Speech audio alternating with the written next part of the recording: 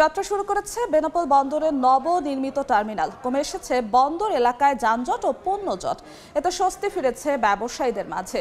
বিস্তারিত জানাতে এই মুহূর্তে বন্দরে আছেন সহকর্মী আজিজুল হক। সরাসরি যাচ্ছি তার কাছে। আমার পিছনে ছবি প্রথম দর্শনে মনে হতে পারে এটি বিশ্বের উন্নত কোনো দেশের বাণিজ্যিক কার্যক্রম। তবে বাস্তবতা এটি বেনাপোল স্থলবন্দরের নবনির্মিত কার্গো ভেহিক্যাল টার্মিনাল।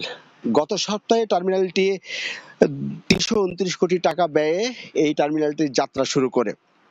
বেনাপোল স্থলবন্দর থেকে ভারতের দ্বিতীয় বৃহত্তম বাণিজ্যিক শহর কলকাতার দূরত্ব মাত্র ৮৪ কিলোমিটার। যোগাযোগ ব্যবস্থা সহজ হওয়ার কারণে ব্যবসায়ীদের এ পথে আমদানি এবং রপ্তানির সবচেয়ে বেশি চাহিদা রয়েছে। তবে এই বেনাপোল বন্দরের নানান সংকট, অর্থাৎ জায়গা সংকট সহ নানান কারণে ব্যবসায়ীরা তাদের চাহিদা মতো পণ্য আমদানি করতে পারতেন না। এক্ষেত্রে ব্যবসায়ীদের দাবি ছিল যে বেনাপোল বন্দরের জায়গা অধিগ্রহণ করে নতুন একটি টার্মিনাল নির্মাণ।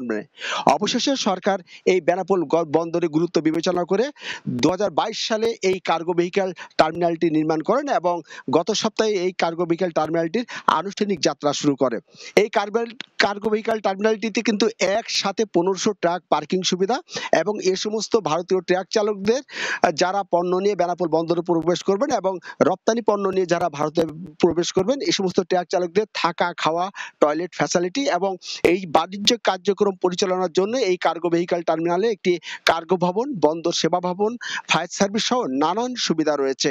আমরা কথা বলেছি বেনাপোল স্থলবন্দর কর্তৃপক্ষের সাথে, তারা আমাদেরকে জানিয়েছেন এই কার্গো ভেহিক্যাল টার্মিনালটি চালুর ফলে বন্দরের যে দীর্ঘদিনের যে পণ্যজট বা যানজট ছিল, সেই পণ্যজট এবং যানজট নিরসন করে বাণিজ্যকে আরো গতিশীল করবে এবং যে সরকারের রাজস্ব আদায়ে সেখানে কিন্তু বড় ভূমিকা রাখবে।